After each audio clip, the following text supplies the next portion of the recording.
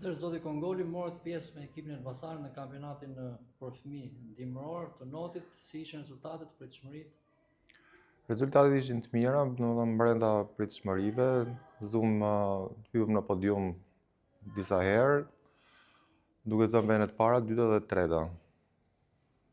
Për të spikatur ishin si fëmijë ishin Aisha Tana që zuri vendet para, Joan Kacollia, Ailin Talelli, po palën pas dore dhe fëmijët e tjerë, domethënë që morën pjesë në garë, që ishin Alen Tabaku, Amina Tola, dhe pa harruar ndonjë tjetër tash se s'po më vjen. Cilat do të jenë garat e ardhshme dhe pretendimet që keni? Garat e ardhshme tash shpejt janë në fund prillit që kemi kampionatin tjetër kombëtar, por ky është open. Domethënë këtu marrin pjesë të gjitha kategoritë, fëmijë të ri të rritur. Pretendimet këtu janë pak më modeste sepse ne nuk kemi notar, le të themi, domethënë të rritur, vetëm 2 notar kemi në moshën e të rive, por edhe këtu pretendojmë që të hyjmë në podium.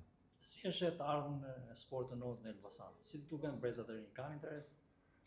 Interesi në sportin e Notit ka ardhur gjithmonë duke u rritur. Problemi më i madh i sportit të Notit është pishina. Pishinë të cilën Elbasani nuk e ofron pishinën dimërore, flasim gjithmonë, jo pishinën verore. Dhe ky është problemi më i madh që sjell edhe frenimin e shumë fëmijëve, domethënë që vazhdojnë ta ushtrojnë rregullisht sportin e Notit.